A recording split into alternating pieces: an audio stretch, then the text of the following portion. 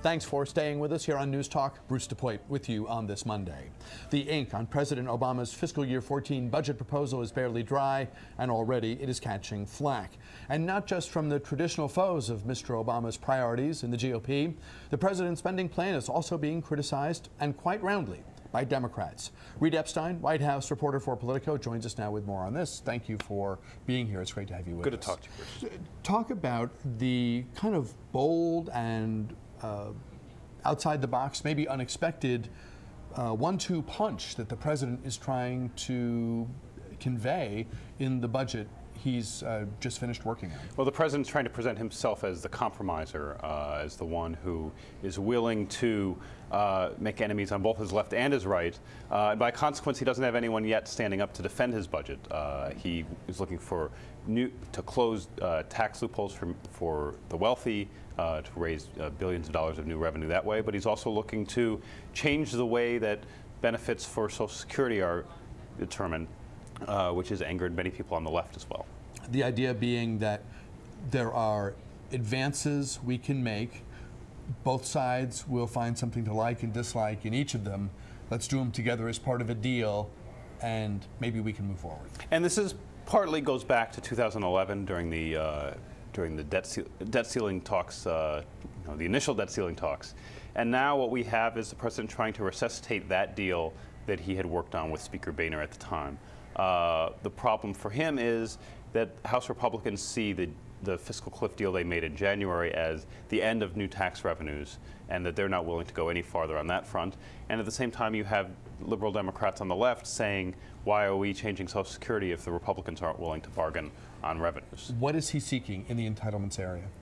He's looking to change the formula that calculates how Social Security benefits are determined, essentially slowing the rate of growth for Social Security and other federal benefits, which is something that is difficult for people on his liberal wing to swallow if they're not getting any new revenues from the Republicans. Is this something that's largely prospective in nature? Are we talking about making changes for people who are 10 years out, 20 years out, young, or are we talking about the whole thing? I mean, folks who are recipients now, maybe what their COLA is, that sort of thing. I mean, we don't have the nitty-gritty on a lot of that. It'll come out on Wednesday. So far, what we've seen, what the White House put out Friday morning was a broader look, sort of the bottom line numbers without the math on how they got there.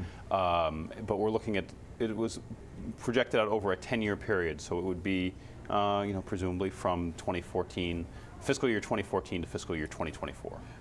Clearly, Mr. Obama will have a sell job to do with members of his own party in the House and in the Senate.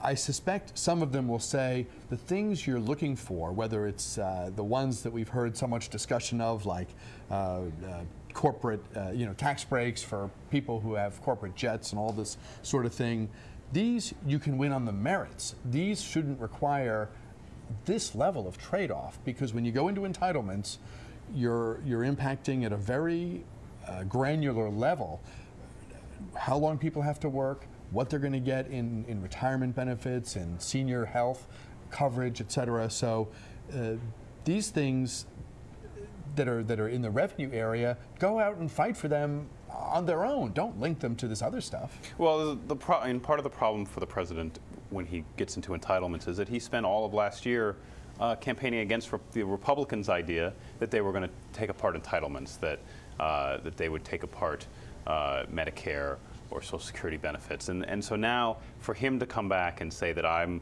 willing to play ball on this if I get this other thing is not so easy for Democrats to handle, because they look at the 2012 elections and say that they won.